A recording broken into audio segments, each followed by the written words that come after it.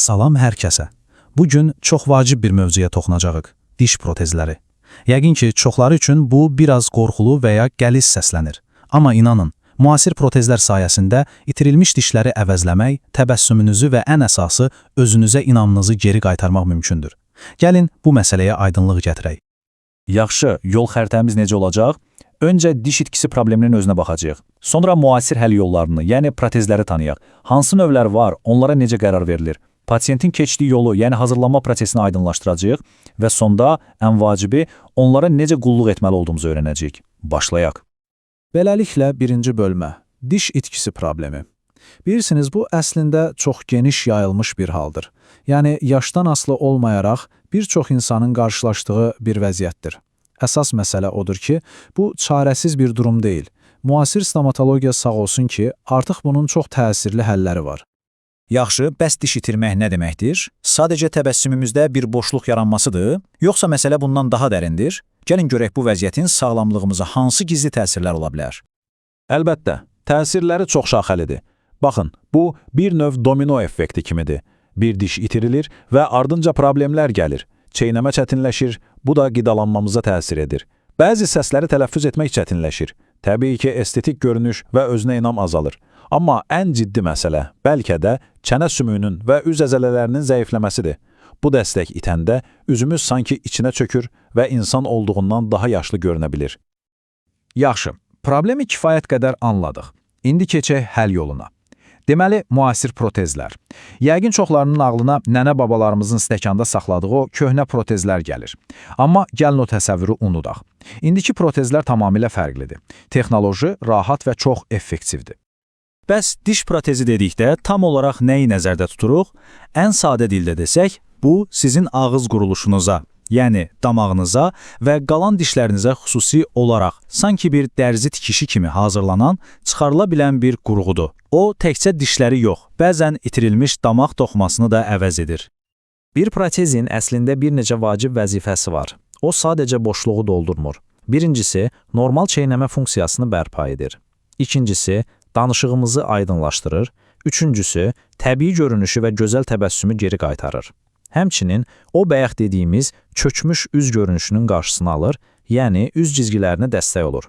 Və ən əsası, bütün bunları implant kimi cərrahi əməliyyat olmadan etmə imkanı verir. İndi isə gəldik ən maraqlı hissəyə, yəni seçimlərə.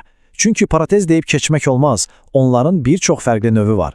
Gəlin bu dünyanı birlikdə kəşf edək və görək hansı vəziyyətdə hansı protez daha uyğundur. Ən başda iki əsas qrupa ayırmaq olar. Tam protezlər və hissəvi protezlər. Məntiq çox sadədir. Əgər bir çənədə, yəni yuxarıda və ya aşağıda heç bir diş qalmayıbsa, sizə tam protez lazımdır. Bu protez birbaşa damağın üzərinə oturur. Yox, əgər bir neçə dişiniz çatmır, amma qalanları sağlamdırsa, o zaman hissəvi protezlərdən istifadə olunur. Bu protezlər qarmaqlar və ya xüsusi bağlayıcılarla qalan dişlərə bərkidilir. Yaxşı, məhz bu hissəvi protezlərin özləri də fərqli materiallardan hazırlanır və material seçimi inanın ki, həm rahatlığa, həm də görünüşə birbaşa təsir edir. Gəlin, bu materialları bir-bir müqayisə edək. Baxın, burada 4 əsas materialı görürük. Birincisi standart akril. Bu, sərt plastikdir. Metal qarmaqları olur. Əsas üstünlüyü sadəliyi və daha sərfəli olmasıdır. Sonra gəlir bügel, yəni metal çərçivəli protez. Bu çox nazik, amma çox möhkəm bir metal karkas üzərində qurulur. Davamlılıq və stabil dəstək axtaranlar üçün əladır. Üçüncüsü, neylon və ya silikon kimi elastik protezlər. Bunlar metalsızdır, yüngüldür, çox estetikdir. Çünki qarmaqlara görünmür. Metal allergiyası olanlar və ya rahatlığı ön planda tutanlar üçün idealdır. Və nəhayət asetal. Bu isə metala bir alternativdir. Yüngül, amma sərt polimer çərçivə. Həm estetikdir, həm də neylondan daha stabildir. Və bir də xüsusi bir yeniliyi var ki, buna vakuumlu protezlər deyilir. Bu nə deməkdir? Təsəvvür edin ki, protezin damağa dəyən hissəsinə yumşaq bir silikon qat əlavə olunur.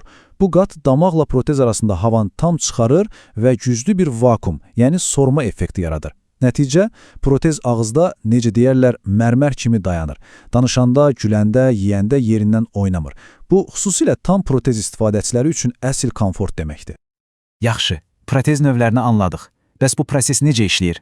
Pasiyentin keçdiyi yol, yəni yeni təbəssümə gedən səyahət hansı mərhələlərdən ibarətdir? Gəlin addım-addım baxaq. Ümumilikdə 4 əsas mərhələ var. Birinci addım əlbəttə ki, həkimlə məsləhətləşmə və planlamadır. Burada sizin üçün ən doğru protez növü seçilir. İkinci addımda ağzınızdan dəqiq ölçülər götürülür. Üçüncü və çox vacib addım mum modelin yoxlanışı. Yəni, protez hələ tam hazır olmamış, onun bir prototipi ağızda yoxlanılır. Dişlərin rəngini, formasını, ölçüsünü bəyənirsinizmi? Bax, bu mərhələdə hər şeyi dəyişmək olar. Və nəhayət, hər şey ürəyinizcə olandan sonra 4-cü addımda hazır protez sizə təhvil verilir və son kiçik düzəlişlər edilir. Bəs bütün bu proses nə qədər vaxt alır? Gəlin realist olaq. Əgər diş çəkilməlidirsə, damağın sağalması üçün 4-6 həftə gözləmək lazımdır. Sonra protezin laboratoriyada hazırlanması təxminən 2-3 həftə çəkir. Və protezi taxdıqdan sonra, bu da vacibdir, ona tam öyrəşmək üçün də təxminən 4-6 həftəlik bir adaptasiya dövrü olur. Bəli, bu 4-6 həftə. Bax, bu rəqəmi yadda saxlamaq lazımdır. Bu adaptasiya, yəni öyrəşmə dövrüdür. İlk günlər, hətta həftələr protez sizə yad gələ bilər. Bəlkə danışığınızda biraz fərq hiss edəcəksiniz, ya da yemək yeyərkən qəribə gələcək. Bunların hamısı tamamilə normaldır. Ağzınız, diliniz, yanaqlarınız hamısı bu yeni qonağa öyrəşməyə çalışır. Buna görə də ən vacib məsləhət budur. Səbirli olmaq şərtdir. Unutmayın, ağzınız sanki yeni bir bacarıq öyrənir. Necə ki, velosiped sürməyi öyrənəndə ilk vaxtlar çətin olur, bu da elədir. Həkiminizlə daim əlaqədə olsanız, bütün bu kiçik çətinliklərin öhdəsindən gələcəksiniz və proteziniz sizə illərlə xidmət edəcək. Və gəldik sonuncu, amma bəlkə də ən vacib bölməyə. Protezi aldınız, hər şey əladır. Bəs sonra onu uzun illər sağlam və təmiz saxlamaq üçün ona necə qulluq etməliyik? Qulluq qaydaları əslində çox sadədir və 2 hissəyə bölünür. Nəyi etməli və nəyi qətiyyən etməməli. Gəlin baxaq. Mütləq etməli olduğunuz şeylər. Hər gün onu yumşaq bir fırça ilə təmizləmək, sabun və su ilə və ya xüsusi məhlullarla və gecələr mütləq suda saxlamaq. Bəs nəyi etmək olmaz? Ən vacib qayda. Adi diş pastası istifadə etməyin. Diş pastaları protezi cızır və o cızıqlarda bakteriyalar yığılır. Həmçinin isti və ya qaynar suya salmaq olmaz. Çünki formasını dəyişə bilər və heç vaxt qurumasına imkan verməyin. Yaxşı, əgər bütün bu qaydalara əməl etsəniz, bir protez sizə nə qədər xidmət edər? Orta hesabla 5-7 il. Bu o demək deyil ki, 7 il sonra o qırılacaq. Xeyr, sadəcə olaraq bizim çənə sümüyümüz zamanla dəyişir, biraz əriyir. Buna görə də bir neçə ildən sonra protez ağzınıza əvvəlki kimi kip oturmaya bilər. Bu zaman onu ya təzələmək, ya da dəyişdirmək lazım gəlir. Və bu da bizi əsas nəticəyə gətirir. Protezin ömrü birbaşa sizin ondan necə istifadə etdiyinizdən, ona necə qulluq göstərdiyinizdən asılıdır. Yəni, bu sizin sağlamlığınıza və rahatlığınıza etdiyiniz bir investisiyadır.